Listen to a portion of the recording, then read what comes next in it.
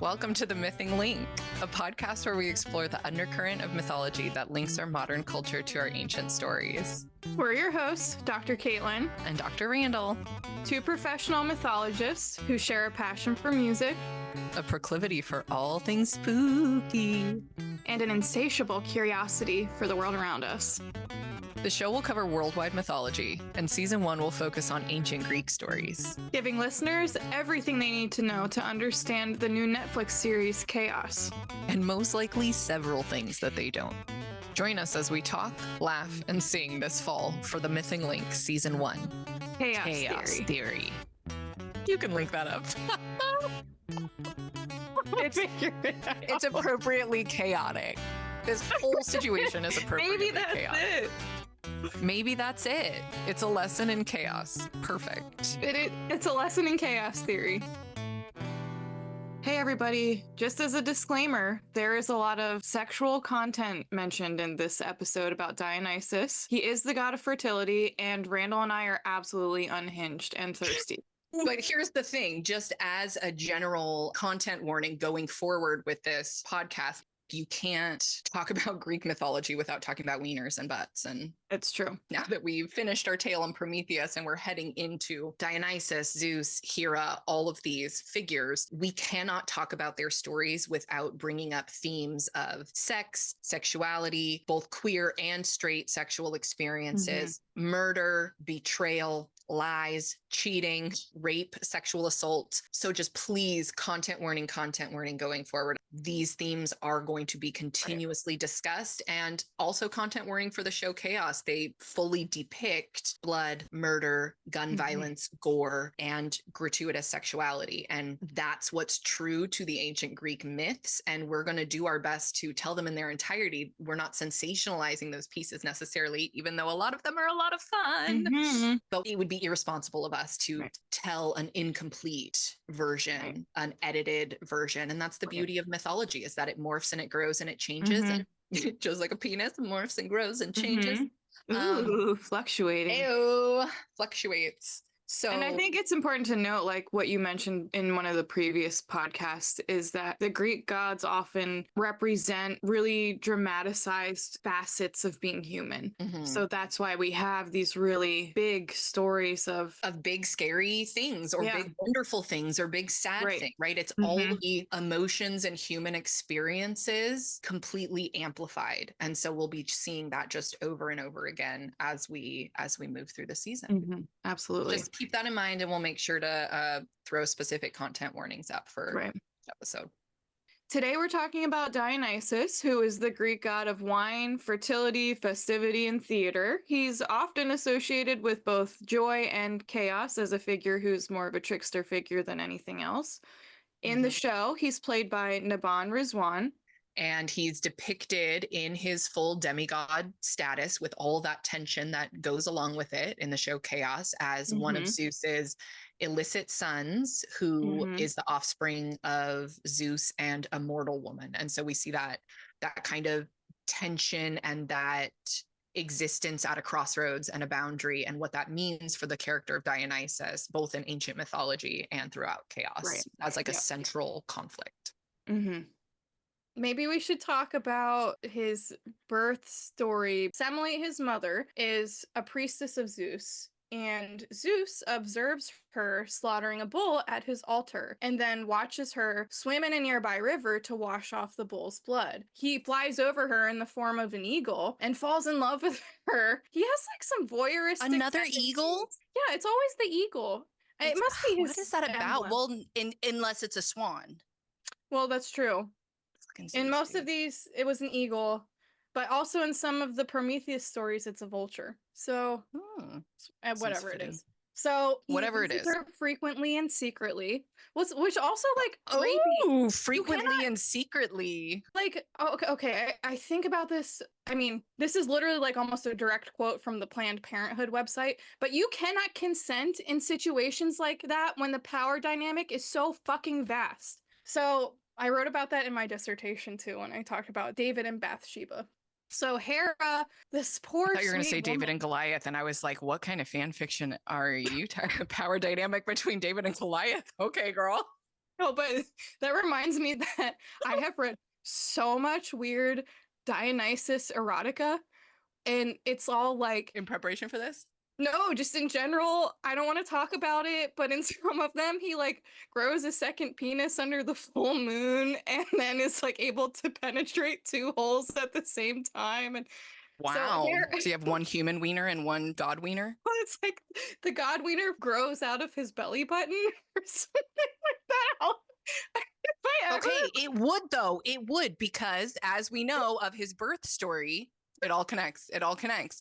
What ends up happening Hera, is of course, learns of the affair. always Hera. Sweet woman, sweet goddess. I always, you talked about this in the last one, but I always feel Like, so girl, you're bad better for than her. this. And like, she's so fucking justified in her It's like, jealousy. leave him. Leave him Yes. already. There's a certain point where it's like, Hera, leave him. And Chaos explores that with that killer monologue that we talked about last time. Killer monologue. And so it gives a lot more like context and empathy, I feel like, for Hera as a character. Right. For me, at least. Me too. And I also love that in that monologue, she's like, she's defending her own pleasure. She's not letting Zeus take that away from her. I'm here for that. Yes.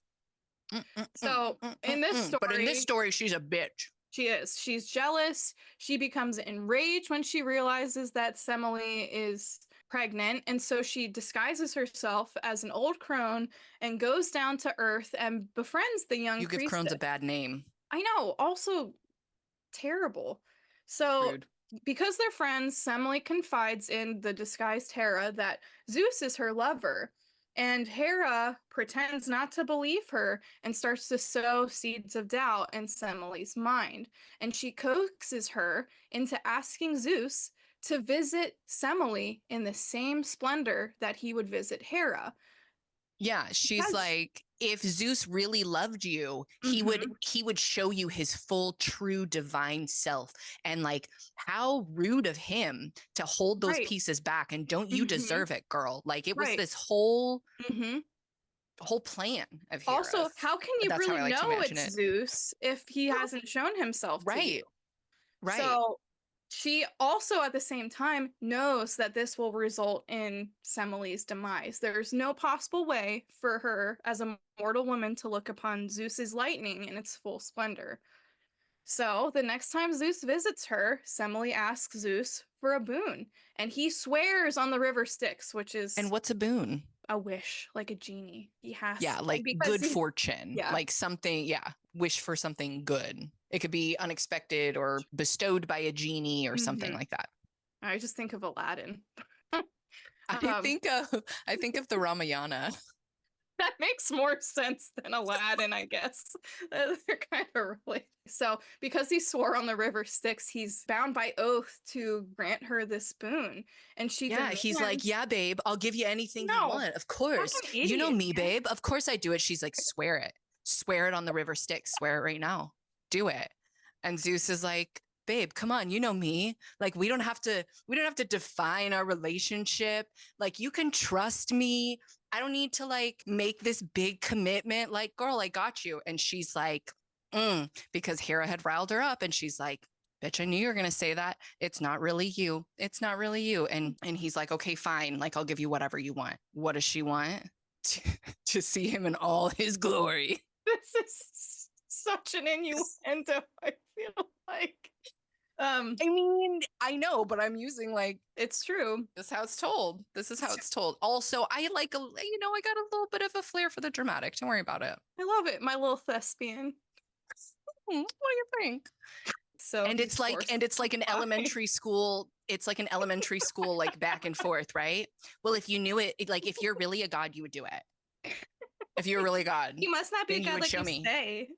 Yeah, how would I even know? Like, there's no other way to prove he's a god besides killing her. But of course, she's like, nope, that's the only way, if you expose your full divinity to me. And like, come on, Zeus could have just like turned into a squirrel or something and been like, this is my true divine form. You know what I mean?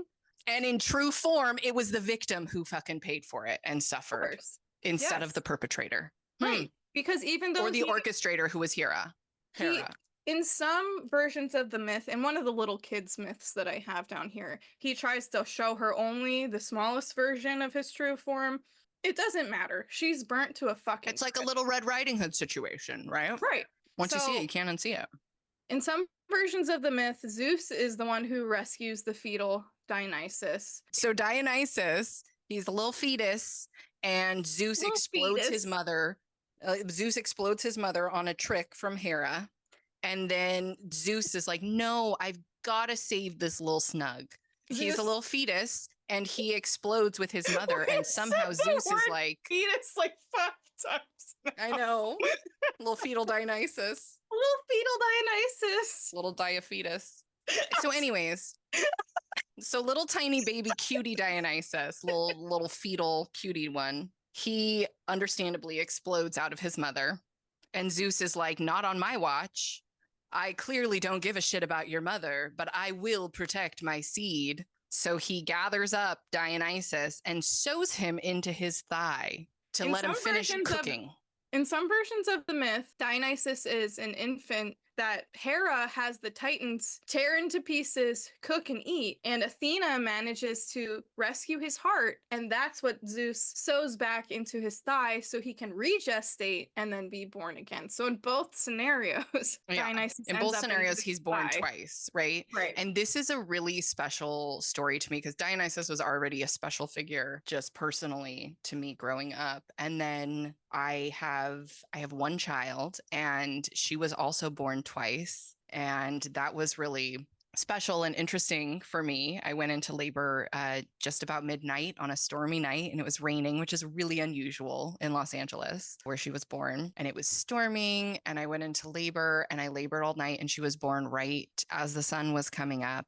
And I had her at home and she came out like with her hand like this without being too graphic. I like pushed her head out and then she went back in and like repositioned and like came out on her own terms. I mean, I've heard that's not like a super duper unusual thing to do or to happen. I love the connection to the Dionysus story and that I could say that she was also born twice. And like, it's fun because her little like baby announcement, I said, we're expecting a little trickster and it was a skateboard, but like then it's like a little Dionysus trickster baby. And she loves playing tricks on people. She's definitely mischievous. I love it. I can see that. She's the fruit of your loin. Also There's a relates to lot the Rocky here, Horror and there's Picture a Show, lot I know. here that connects back to the show in really almost roundabout, bizarre ways. Yeah, I feel like a lot of Dionysus on Chaos is paying homage to his original Mhm. stories or like referencing his original stories, but they're not a direct copy, right? Like they Right. exist in the same universe. So almost. something that I was thinking about while I was researching this is Dionysus in Chaos. You see in like some of the opening scenes, he's partying, he's at a nightclub, I think is the cultural context of the show, but he doesn't look like he's enjoying himself. Like he's the god of partying and he doesn't look like he's having a good, fulfilling time, which I thought was really interesting. What I think is cool, just like how Dionysus went on a quest to recover his mother from the underworld, Hera does what she does throughout the series is she turns all of these women into bees. So it's taking from the original Hera mythology that we'll get into when we get to her episode in a few weeks. But as far as Dionysus is concerned, instead of going down to the underworld to parallel Orpheus's story, it seems like there's a suggestion in season 1 that he's going to be on a journey to find his mother coming up in season 2. So I'll be interested to see how they do that and what that looks like. The cool thing about his birth story that I really like is he's like the opposite of humans, right? He's half human and half god, but he really is the opposite of humans in this sense, in that we gestate in our mothers and we leave the environment, that divine feminine, damp, moist, warm environment, and we enter this oftentimes like harsh, cold world into the realm of the male, right? Especially with the way that deliveries go so often in this country, in the hospital, that they're born into this like sterile environment where order is expected and all of these things, where it's more male dominated energy. And Dionysus is exactly the opposite. He gestated in his father's thigh, and then when he was born, Zeus gave him to the Maenads to Mhm. raise and enculturate. So he went from this angry, male, harsh environment to being born into this like feminine, matriarchal type environment. And so he has a really unique perspective. He wasn't raised on Olympus. He wasn't raised necessarily with humans, but he was raised out in the forest with Maenads and has that connection to nature and bestiality and all of those things, which is so important as a god of ecstasy and pleasure, right? And that's a line from the Rocky Horror Picture Show, is give yourself over to absolute pleasure, is this like enraptured state. Sure. And when we talk about ancient Greek culture, we have this tension between the Apollonian and the Dionysian, and Dionysus as the god of chaos and disorder and ecstasy and bestiality. And Apollo is like the Dr. Jekyll of the situation, right? Apollo is the social niceties, the performance, the mask that we wear in polite society, all of the things that make us like human. But then Dionysus encourages us to create a container, to have space, to release all of the things that aren't civilized about us. And that's what I love about him, is it's about like creating that safe container through which to have these experiences, right? It's not about just like disorder and danger and all of those things. It's trusting the ritual, it's trusting the journey, it's trusting like that journey through the underworld. I read this quote that was like, those who partake in Dionysus mysteries are believed to be possessed by Dionysus himself. And I loved it. Yeah, that's interesting. Like, it's definitely a different way to look at the religious ecstasy. And we see this in a lot of religions, is that religious ecstasy is brought about by opening up your physical vessel to the divine, to let the divinity flow through you. And we see this in multiple sects of Christianity as well, right? Like where you have the Holy Spirit speaking through you, or speaking in tongues, or whatever the case may be. Okay, so what first brought you to Dionysus? I love Dionysus because, as is fitting for our show, he's chaotic. He embodies everything that I love about Greek mythology. Like, he lives in this liminal queer space where he's constantly crossing boundaries and defying social norms and just saying fuck you to social order. And, you know, he's like this god of anarchy, though, but he's not malicious about it. He's constantly pointing us back to this idea that binaries are nonsense, first of all, but that there needs to be a space for the creative, the fanatic, the frenzy, the festivity, the celebration, the fertility, the beauty of sex. He reminds us and calls us to remember that without these things, everything crumbles down. But at the same time, you can't only have this kind of anarchy, because otherwise... What I think about Dionysus is like, it's not anarchy as the opposite of order, like it's anarchy as the opposite of hierarchy, right? So like Dionysus exposes these flaws in our society, and he is a figure who reminds us that we may think we're gods, but we're actually human, right? And the folks he surrounds himself with are the centaurs out in the woods, who are literally the embodiment of being half man, half beast. And then Dionysus is half man, half god. And he's gender fluid. His divinity is fluid. Sometimes he's considered part of Mount Olympus. Sometimes he's left out.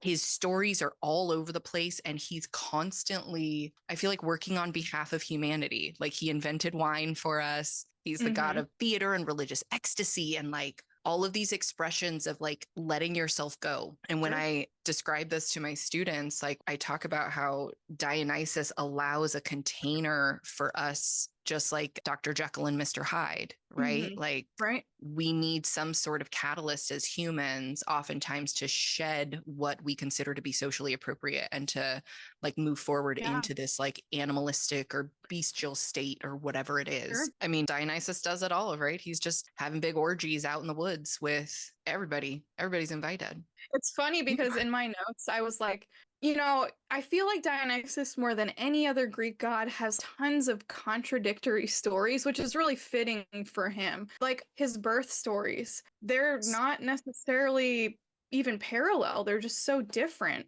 But I was thinking of Ariadne and how when he finds her abandoned by Theseus, my first thought was, you know, Poseidon, Zeus, they would have raped her. They would have seen this beautiful, solitary human woman and absolutely taken advantage of her because that's who they were as these embodiments of the worst part of masculinity. Dionysus, this god of sex and frenzy and bestiality, he woos her and rescues her and marries her. And while he does take other lovers, he never abandons Ariadne. He never disparages her. He never forsakes her.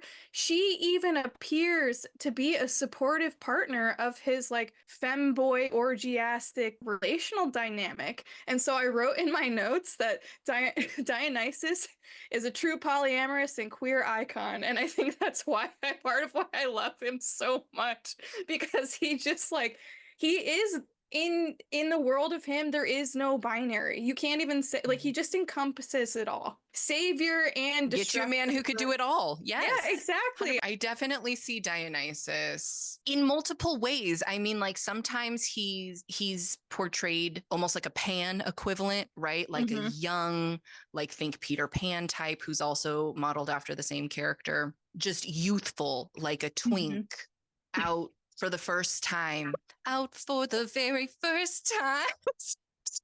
Can you use that word? Can I use the word twink? I don't know. I don't think it's derogatory. I don't know either. It's just descriptive, right? I don't know. I mean, I don't know if femboy is much better, which is what I wrote. So I don't know either. Maybe we should know. Shit. No, we should. Well, come at us.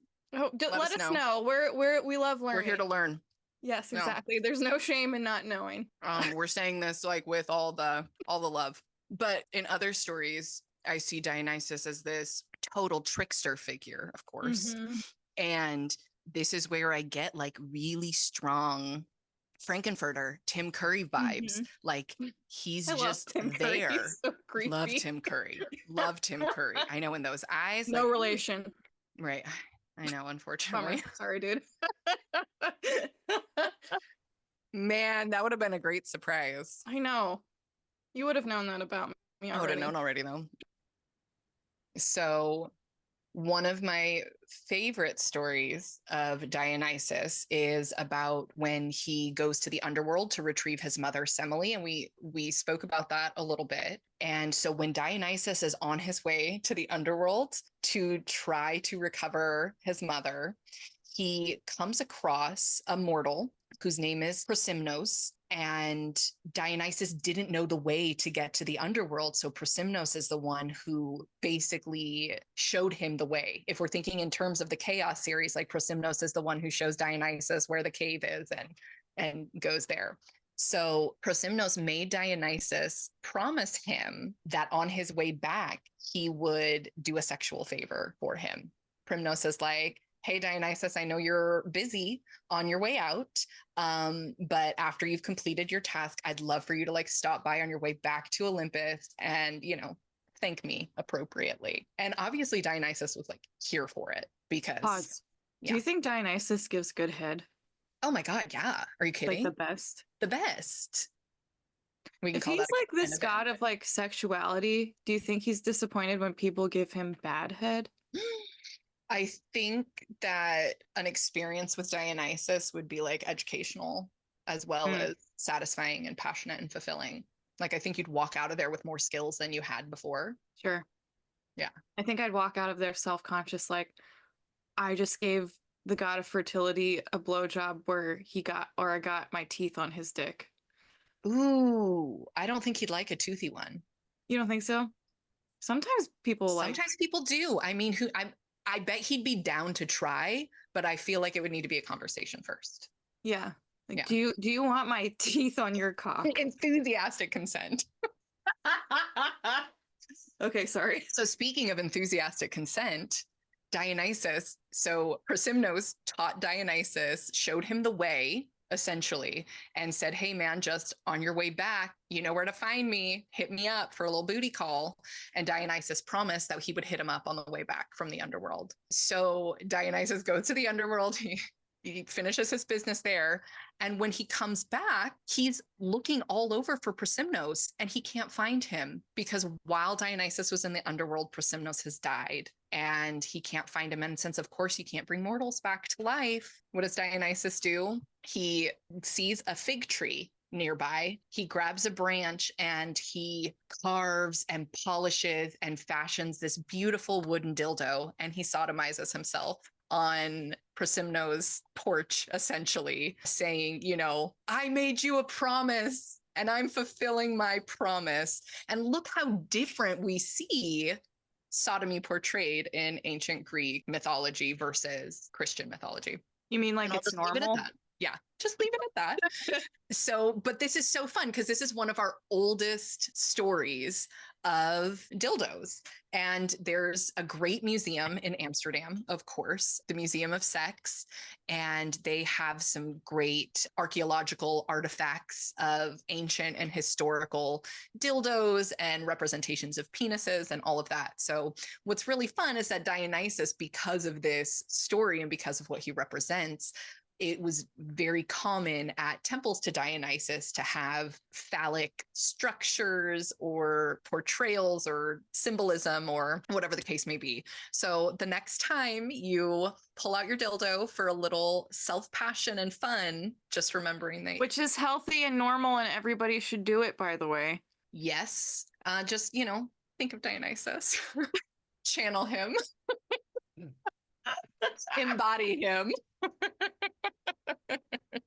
I think what you're saying brings us to the gender bending aspect of Dionysus. So in some modern, I'll say modern because I think even the article I read ascribed modern understandings of gender to Dionysus, and that's not necessarily how they understood manly versus unmanly. There wasn't necessarily a binary, more like a sliding scale. For the purpose of this, Dionysus was born, like you're saying, assigned male, if you will. He's born into the male world, then lives as a girl with the Maenads most of his upbringing. And so he is depicted often with this almost androgynous appearance. He has long hair. You know, Euripides talks about his skin and his beautiful hair. It's interesting because at the time, self-control was what defined being a manly man, which is really weird because I do not think that like Zeus and Poseidon had any sort of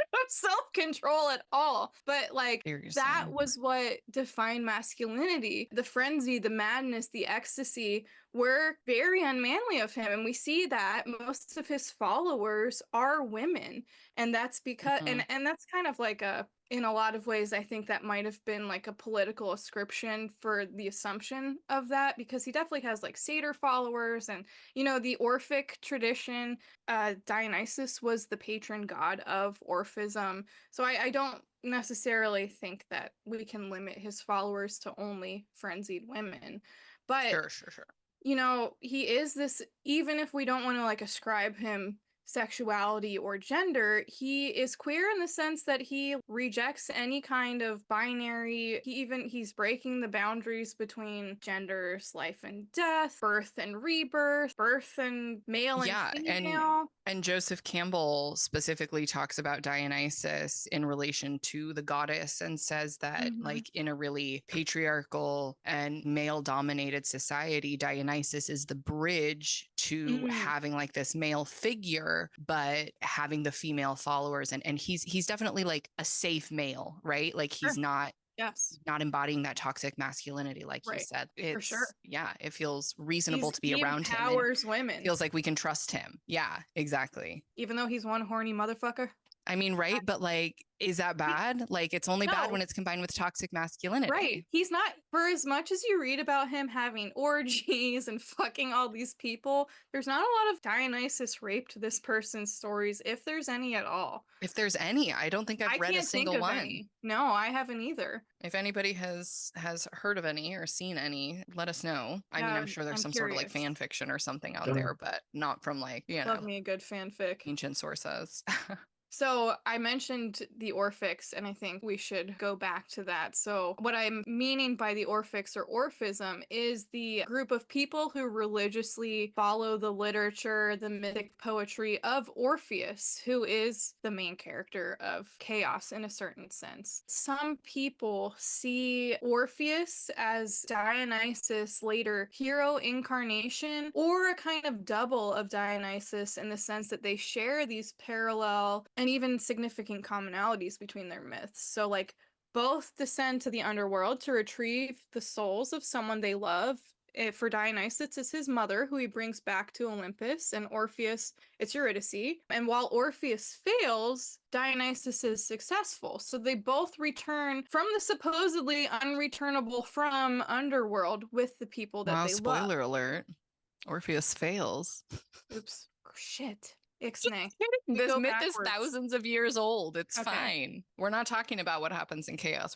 In the myth, when Orpheus is returning to the surface with Eurydice, he turns around because she stumbles and she goes back to the underworld forever. And so he wanders the globe and pays no tribute to any gods, especially Dionysus. He walks around the world playing these sad songs, which Dionysus at a certain point, also in a state of madness, wandered the globe. He had originally set out to teach humankind to make wine, and then Hera casts a madness upon him, so he wanders the globe. And Dionysus is enraged by the fact that Orpheus is not paying tribute to him, so he calls upon the Maenads to punish Orpheus, and Orpheus is torn limb from limb by the Maenads. And so, in the end, it's the patron god's followers who dismember Orpheus, which is interesting. Going back to that has some parallels to like modern day social media, right? Ooh, talk more, Randall. Tell us. Well, right, like Taylor Swift doesn't have to say or do much, and like her followers will like jump to her defense or like attack people who contradict her or something like that, right? I'm thinking her specifically, like she has a reputation for her fans being kind of bullish online. Talk more about Rocky Horror Picture Show. Gladly. I mean, I can't think of Dionysus without thinking of Dr. Frankenfurter. And what a lovely bridge from last week to this week of Frankenstein as the modern Prometheus and then like Frankenfurter as the modern Dionysus. Perfect. So it's basically like, okay, so think of how the Rocky Horror Picture Show starts, right? It opens with a wedding scene in Denton that is foiled, contrasted. That's the It word. sounds I'm like a looking Panic for. at the Disco song. It is. It's contrasted with a funeral that they're getting ready for. And as the couple is getting married, or after they get married, lovers, Brad and Janet, they walk through the cemetery and they get engaged in the cemetery, like this commentary on the cycle of life and death and rebirth and love and grief and everything being interconnected. And then we get to they're driving in a car and their goal is to go see the man who introduced them, their old science teacher, and let him know that they're engaged now. And like, he's the one who got them together. And as they're traveling, the weather changes, they lose their way, they get a flat tire, right? All of these things that signal that they're about to embark on a journey, mythologically speaking. They're embarking on like a ritualistic journey where they're not going to be the same at the end, right? It's like a classic hero's journey situation. They get there full Apollonian, like uptight, everything. The butler's name is Riff Raff, and he's like a very obvious play on like a Frankenstein situation. But basically, like Riff Raff lets them into this decaying Gothic mansion where they're scared, they're confused, they have their things taken away from them. They don't know what to do, and all they have is each other. And they are pulled through the darkness of the underworld, and then like through this foyer, passing by these symbols of Dionysus. And then they get out into the ballroom, and it looks like it's light and airy and fun, but it's not the type of fun that an Apollonian couple is willing to participate in, right? Like they walked into the middle of something that they just completely don't understand. And literally on the wall behind Riff Raff, you have American Gothic, that this huge image of American Gothic just contrasted with the skeletons and the cobwebs, and it's too much, for the couple to handle. And then, like I said, you also see this huge, like taxidermied panther draped in this snake, both symbols of Dionysus. And we know that we're entering his realm. And it's super great because, spoiler alert, like they get caught up in the madness. They both end up losing their virginities. They're completely changed on the other side of it. And literally, Dionysus is the god of madness and chaos and abolishing hierarchies, right? And here, especially Frankenfurter, he says so many really interesting lines like, give yourself over to absolute pleasure. And another line is one of my faves: it's not easy having a good time. Even smiling makes my face ache. That like anything in excess can be too much, even if it's too much of a good thing, right? It's still too much. So Frankenfurter takes Brad and Janet away from the only world that they know. They're stripped down to their underwear. They basically, all the trappings of civilization are taken away from them. They're dragged through this journey of natural pleasure. They are entering this world the same way they entered the Apollonian world, like naked and afraid and alone. Isn't that like a Being show? ready to transform, naked and afraid. Yeah. But basically, like what Frankenfurter does is he lets Brad and Janet know, like, get in touch with this side of them, this animalistic side, this pleasure side that they have never allowed themselves to engage in. Spoiler alert again for the Rocky Horror Picture Show. It Randall, all I never ends. seen it. I know. Spoiler alert. It ends in madness and in ashes. And it's shown that like it's not sustainable to continue just this one lifestyle. Like you need the tension of those opposites in order to exist, right? Like anything that's taken to the extreme is always bad. I don't know. It's just really great because the Rocky Horror Picture Show shows Tim Curry as this fully like gender bending, unexpected figure who's tragic and pleasureful and ecstatic and all of these things all at once. He literally creates mankind. It's just great because it really exemplifies this idea of ritual madness and getting in touch with different pieces of yourself. And Dionysus as the, for lack of a better term, as the midwife to bring about, to birth this piece of you that you may not have been able to get in touch with otherwise. And that's part of the power and the beauty of Dionysus, is that he's able to do those things. Is that what you most connect with about Dionysus? Him as midwife of sorts? What is It's a it great about question. him? As someone with a background in anthropology, like I think the reason I was drawn to anthropology in the beginning was like the study of the human species and human as part of the natural world and like in the context of the history of the earth and all of those things. I have always, okay. There was this like album I had, this tape as a kid, and it had a song. I think it was by like the Parachute Express, which was a Gymboree band. I want to say it was them. Yeah, Did you very just use 80s. the word Gymboree? Yeah, like the kids brand, like the kids clothing brand. They had a music group that did kids songs, and I think it was them. But they had a song called "People Are Animals Too." People are animals too, like something like that. And I don't know, like maybe that Whoa. just stuck in my head.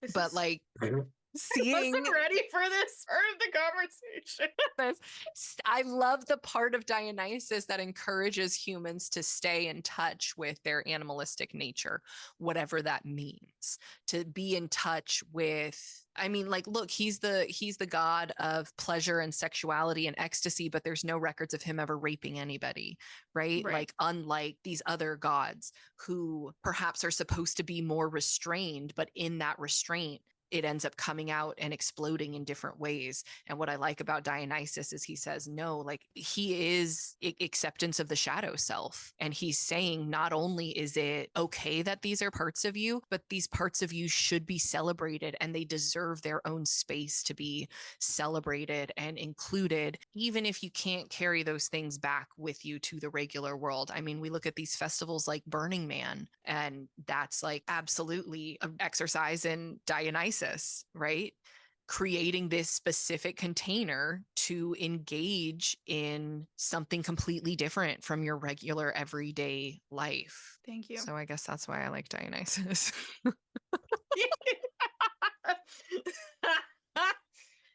You guess. guess that makes sense. I love you. I guess. I love you too. So one of my favorite parts of Chaos is that Dionysus takes care of Orpheus and Eurydice's cat while they're in the underworld. And I very much especially love this because it's like a sweet little black cat, and I have a sweet little black cat. So Dionysus is tasked with taking care of Orpheus's cat, feeding the cat while Orpheus is on his journey to the underworld, which I thought was interesting. He's like directly giving Dionysus a job and a responsibility. And you don't think that Dionysus is going to do it at first. What I think is super fun about what the show Chaos did with Dionysus and this cat, the cat's name is Dennis, which I clocked immediately because we know Dennis is a name derived from Dionysus, and it could mean like a devotee or a follower of Dionysus, which I didn't know how involved Dionysus was initially going to be in the show. When we first meet the cat, we meet him through Orpheus, and I was like, oh, that's a fun little nod to the connection between Orpheus and Dionysus. And I thought we were just going to leave it at that. And then Dionysus is taking care of Dennis, and Dennis is like the first little devotee of Dionysus as he's trying to do right in his father's eyes and stuff. And he finally has this little follower, and he carries Dennis around. And what is super cool is that Dionysus, I almost said patron animal. That's not a thing. Like his familiar, the animal that he's associated with most frequently is typically the panther. And so I thought that was like an extra fun little nod that he's this little panther looking kitty. Typically it was like a spotted panther in most art in ancient Greece, not a black panther, but the connection is there. And I thought that was such a cute little fun nod that they now become besties, and we'll see what becomes of their relationship in season 2. I also caught the Dennis the cat thing adorable, but the connection between Dionysus and, I think typically in Greek myth, his chariot is pulled by the panthers. And so when it looked like he wasn't going to take care of Dennis the cat, I was like, it kind of makes sense based on the fact that Dionysus is a trickster, but he's also this like, he's not a malicious character. Sure, he has cat energy. He's chaotic. He attacks, but it's like... he's the super salvific figure. Salvific is typically a word that in my world I use to describe Jesus because he is an offer of salvation. His person, his story, what he represents as a symbol is in multiple formats a way for humans to be saved from damnation, from social distress, from too much law and order, from loneliness and sadness. There's a bunch of different ways to look at it. So when I talk about Dionysus as salvific, I'm specifically in this context referencing how in the show and in some of his myth, a lot of his myth, he is a figure who seeks to save other people. In the Bacchae, he's trying to save Pentheus from himself. He's trying to save his mother from Hades. He's trying to save Orpheus in a lot of senses. He's almost a benevolent figure on behalf of humanity, kind of like we were talking about with Prometheus. Kind of like Prometheus, yeah. Yeah, and sometimes you're like, well, it seems like he's doing this for self-fulfilling reasons, like in the show, but then at the end of the day, you're like, nah, I think you're actually like a good guy. I mean, I think, like, don't get me wrong, I think Dionysus is a good guy, but you know, you and I both know that we love a fuckboy. So I don't think that we're reliable narrators here, but sure. Dionysus, I think as a pure, like as the trickster god he does it for his entertainment. Like he's bored of the party scene. He's there at the club. He doesn't give a shit. He's not entertained. He comes across Orpheus and he's like, yes, like, and I hate this because I see parallels with Zeus in the show, right? Liking the entertainment of humans and reducing our problems and our sufferings for their own entertainment. And of course, Zeus in the show does it in a much different way than Dionysus does. But it begs the question, like, is it that different? Dionysus is getting involved in the lives of mortals and fucking with the fabric of time. Orpheus makes it down to the underworld. I don't want to like give out the spoilers here, but oftentimes when Dionysus gets involved, it's good for a laugh. It's good for a short term. It's maybe good for the person involved at the beginning, but it turns out to be a curse. Like it's oftentimes like times a monkey's paw situation, to use another scary story folktale reference, of things coming back being completely not what you expect, right? You're going to have to buckle in. and listen to me Oh, talk shit. about Let's do it. Jesus. Okay, so I'm gonna talk about Jesus. Jesus. Okay, so I was like, not shockingly, went down. I think I told you this like 4 times in the past 2 days, but I went down this massive rabbit hole of the comparison or the Don't tell me parallels about your massive between holes. Randall. My holes are tight. Okay, I'm listening. I'm trying. So, not shockingly, because I have this compulsion that I need to always. Well, okay, in my mind, because Jesus existed at the same time as most of these Greek gods that we're talking about, and also because I am a biblical scholar, I've spent the past 10 years studying the Hebrew and the Greek of the Bible. I cannot separate when I think about Greco-Roman myth and society. I cannot separate that from my understanding of Christianity because they were both Yeah, of course existing not. at the same time. And so Absolutely. this comes back to I was thinking about our previous conversation in the last episode of Prometheus about archetypes and how, despite both of our hesitancies about universalism, there is some validity in the skeleton of these basic mythological stories. And so, in my mind, Dionysus and Jesus are birthed of the same skeleton. They're both these sons of God who have human moms. They're both twice born. They're both culturally effeminate. Wait, how is Jesus twice born? You mean like with the resurrection? Are we saying that's a second birth? Okay. There's okay. that, the resurrection, so he dies, rises from the dead, and you can say that, or there's the whole like symbolism of being born Wait a minute, again. didn't Dionysus rise from the underworld? What? Well, that's yeah. Oh my Excuse God. me? Wait a minute. Okay, when I was in undergrad, I had lived 20 years of my life believing that Jesus was the only God who had ever died and rose again. Come back. And then I took a class on Hinduism and it like absolutely wrecked my whole life because all of a sudden I was like, wait a minute, these far older divinities have died and rose again, which Dionysus is one of those older divinities. So sorry, I'm like honing in. No, this is Euripides great. depicts Dionysus as androgynous, to use a modern word to describe the Oh, pansexual. pansexual. Where do we get all these words from? Surely they're not Greek at all. Weird. Yeah, so I like edited my notes because every reflection that I read on Dionysus was like, he subverted the binary. And I'm like, that's fucking nonsense because there was no binary. There was law and order, but like most things regarding gender and sexuality and all that kind of stuff, most of those things were like a scale or a circle of some sorts. Binary is a very, very 1700s scientist flavored thing. But I did leave the word androgynous in my notes because of its roots in Greek etymology. Right. And Okay. just andro means male, gyno means Right. female, right? Exactly. And it means a fusion, a mixture, an in between. And I just like that we're still using the Greek to refer to it when like we have Dionysus, who is the androgynous. Yes, it felt very fitting. I feel like that's how my parents describe Boy George.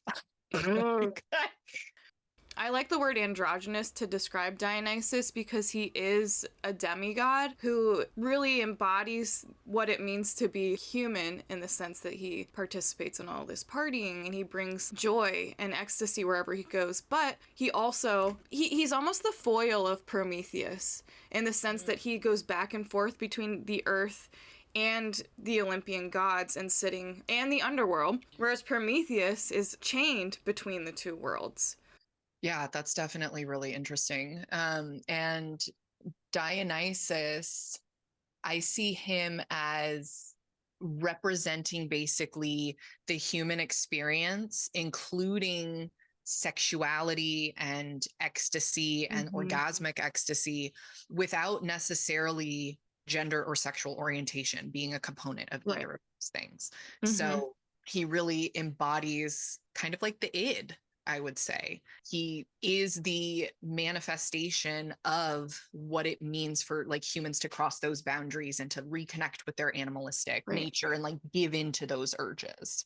He's almost like, in a weird way, a tangible embodiment of a liminal space, which is really interesting to think about because liminality is something that's not really associated with anything. You can't really put a tangibility to liminality. When I use the word liminal, I think of a space that exists between two things where both things and neither thing are true at the same time.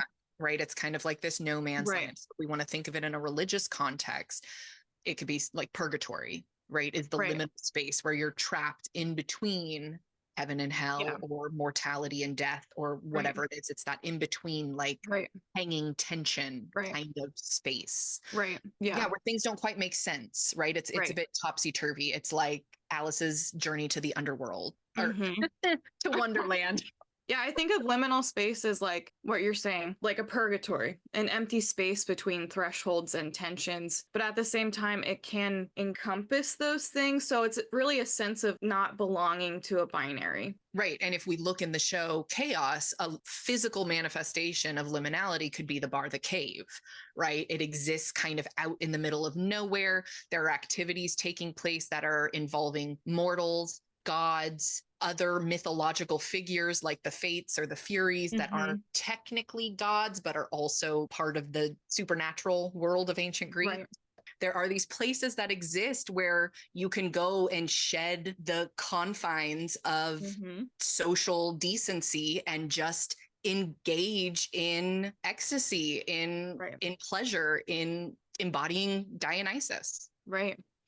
I'm over here thinking like of Judith Butler. Dionysus enables us to shed performances of gender. Yeah. Like you don't have to perform he doesn't perform masculinity, femininity. I mean, that's why he is a queer figure, because he doesn't perform any kind of binary. He literally just performs the physicality of being human, reminds us of the divinity of being in your body and having these really tangible experiences. Absolutely. And Dionysus, in doing so, provides, I don't want to say he provides hope for humanity, because that's kind of like Prometheus and, you know, Pandora's kind of deal. What he shows us is that maybe we're better off than the gods, right? To be able to engage in these things and to not have that responsibility, because who is it? Is it Peter Parker's uncle who teaches us that with great power comes great responsibility? Uncle Ben. Is that Uncle Ben or Mufasa? I feel like either one could be. I thought it was a U.S. president, but I don't know. Whoever said it, they're right? With great power does come great responsibility. And it's interesting that Dionysus, sometimes he is counted upon the gods who... No, you're right. Popularized by Spider-Man in Marvel Comics. Sorry, thanks. I feel really proud of myself. Thank you so much. I'm proud of you too. Okay, so Euripides depicts Dionysus as androgynous. He has the long curly hair, he has the smooth skin. He uses signifiers to describe performances of femininity that were culturally appropriate for women in commenting on Dionysus' physical appearance, which is like pretty in tandem with how at the time Jesus would have been understood. Not necessarily physicality wise, but you know, you have Jesus who, like Dionysus, was a wanderer. Well, part of being a true manly man in Greco-Roman society was owning land, owning property, having a wife, owning slaves, having an established household, which neither one of these divinities had. And so automatically you go from being able to consider Dionysus and Jesus manly men from like, they're somewhere in the middle of the sliding scale, like not quite men, not quite comparable to women and eunuchs who were considered people without penises. So would you, I mean, but Jesus wore dresses too. He was an androgynous king, I'd say. I also, despite what we like to think of Jesus as, would agree with you. But they also have this really beautiful connection between wine and divinity. So with Dionysus, you see He's the god who discovers winemaking and travels all over trying to teach this to humanity. And with Jesus, and this is a miracle that Dionysus himself also performed, but you see Jesus in the New Testament transforming water into wine. And my funny joke was both have a connection to wine, and all I could think of was Kevin Malone in The Office going, I want to be wined and dined and 69. And I wrote in my notes, wined, divined, and 69. Wow. I'd like to be wine divined in 69 for sure. I want to be It wined is and funny. divined. I want to be wined and divined in 69. Do you hear that, Dionysus? I want to be wined and divined in 69. We need to make that a bumper sticker. It should be the bumper sticker for our podcast. I'm in. So you have Dionysus, the god of wine, and Jesus taking the wine and saying, this is my blood shed for you. So you have the comparison of wine as lifeblood in both cases of both of these divinities. And these Very are also vampiric. very vampiric. They're both also divinities who offer freedom and liberation. They upset the social order. They are participants in anarchy in the sense that, like you said before, they defy and reject hierarchy. And in that, both of them are these very queer figures who descend to the underworld to return, despite the fact that this is not allowed. There, you have these figures who are supposedly like half mortal descending into the underworld to return again, which is another, like, that's an archetypal figure thing, the descent into the underworld and the descent back, or the death, rebirth, The ascent back. ascent back, sorry. Yeah, the descent and the ascent back. Birth, death, rebirth cycle, archetypally. Afterbirth. Afterbirth. This wine had a decent afterbirth. Did that wine have an oaky afterbirth? It did have an oaky afterbirth. What about your wine? Did it have an oaky afterbirth? Okay, so what I'm trying to get around to the long way, because every ADHD story that I tell, because I am like compulsively neurodivergent and unmedicated for it. You're drinking, or you're eating his liver with some fava beans and a nice Chianti. I think fava beans are gross. This reminds me of the time where we went to that restaurant and you kept trying to order clementines. No, it was like a nectarines or something. Nectarines, that was yes.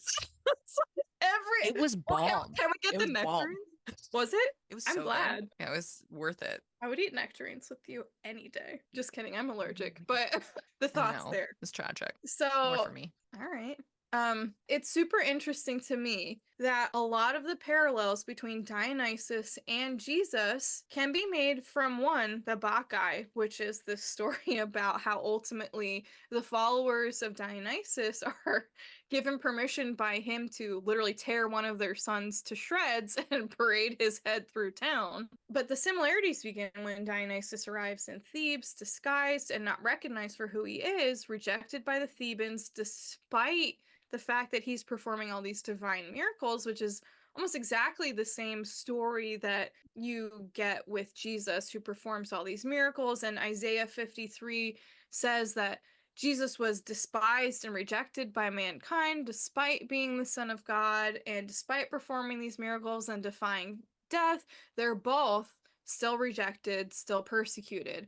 And so I think in my mind, there's a number of possibilities to understanding the similarities here, going back to a conversation we had in our original like intro to myth podcast, which is because of the cultural context and just what was happening societally at the time, there's the possibility that, or the reality that Dionysus and Jesus overlapped in terms of existing at the same time. And so there were elements of Dionysus that were subconsciously absorbed into the development of Christian symbols, raising the question, was Dionysus a prototype for Jesus Christ? So we also mentioned in the first podcast something along the lines that it is possible that the Christians of this time deliberately evoked similarities of Dionysus, who was a familiar god to most at the time, to Jesus in order to either ease conversion to Christianity or to argue for Jesus' superiority over Dionysus in the Greek pantheon. Okay, and you bring up a really good point of easing folks into Christianity that I think we should just take a little pause and expand on, because it's super duper important. And this is something that in my mythology classes we go over in depth. It's called synchronicity. Synchronicity. Yeah, so we can call it synchronicity.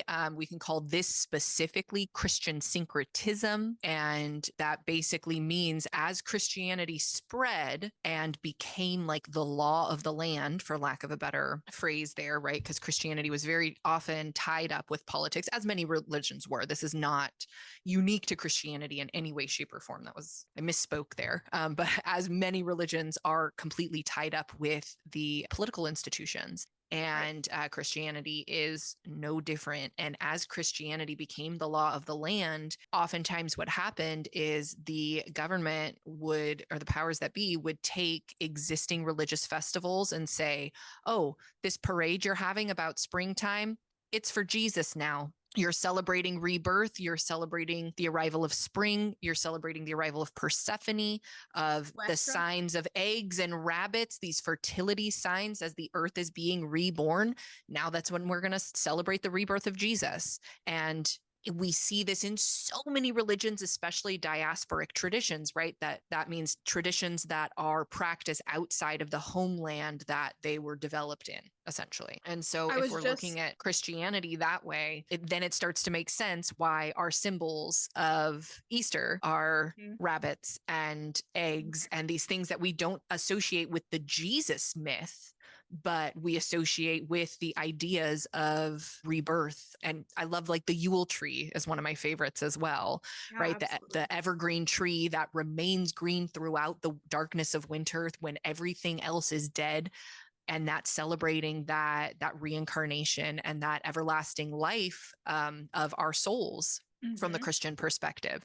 But Yule is a very ancient feast that comes to us from Northern Europe, and we have all of those symbols of Christianity as well. So it's super fun. Like Christian syncretism is one of my favorite things to talk about because it was like blew my mind when I was a kid, and it just completely changed my worldview. And it's so fun to talk about. I could talk about it all day.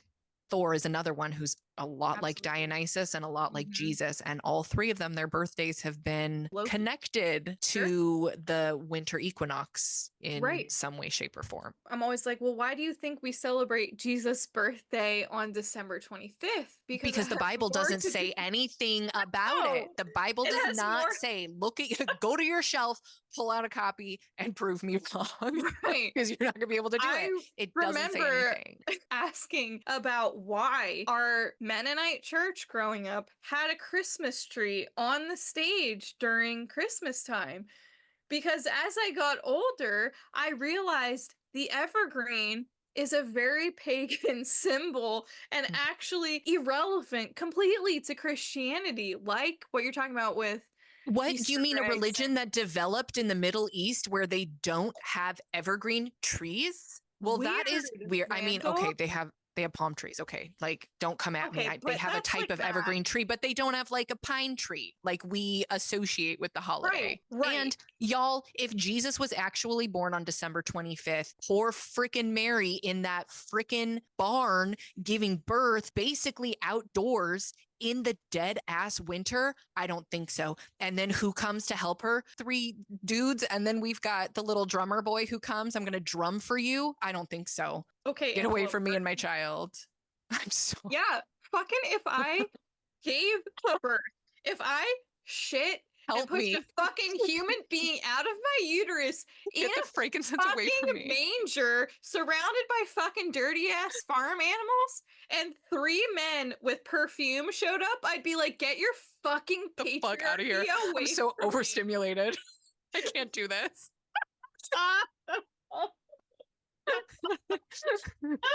It already smells like oaky afterbirth in here. You know what I mean? I don't need any more nonsense.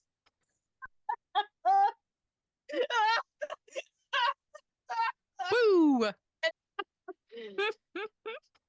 Yeah, it's like culturally changing, and I feel like American Christians are really offended by that, but it's actually like a really normal part of life. Yeah, that's like what's beautiful about mythology, right? As we've Yes. talked about throughout the season, it grows and it morphs and it changes depending on Mm-hmm. who's telling the story and who's hearing the story. Right. And This gets into my next point that it's possible to see in this context Jesus as a foil of Dionysus. In all the Christian analysis that I've read of Dionysus, like in the past couple of days, they're saying that the difference between Dionysus and Jesus is that while Dionysus instigates Pentheus, his enemy's dismemberment, Jesus allows himself to be dismembered in servitude of his enemies. So, like, one is killed by his enemies and one kills his enemies.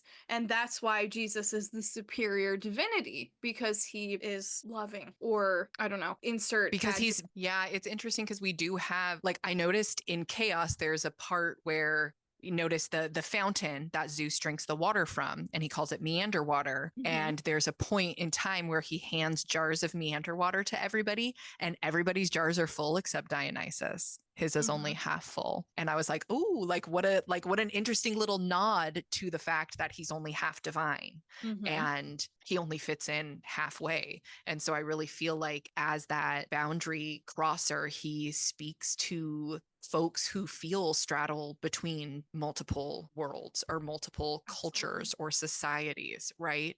Whether you're of mixed faith, of mixed race, of mixed cultural background, or perhaps the things that you're into are just different from what your parents are into. And your story about yourself doesn't fit into their story about you, or your society's or your church's story about you, right? Like, but that's like part of what I think is so beautiful about Dionysus is he provides a place for those people.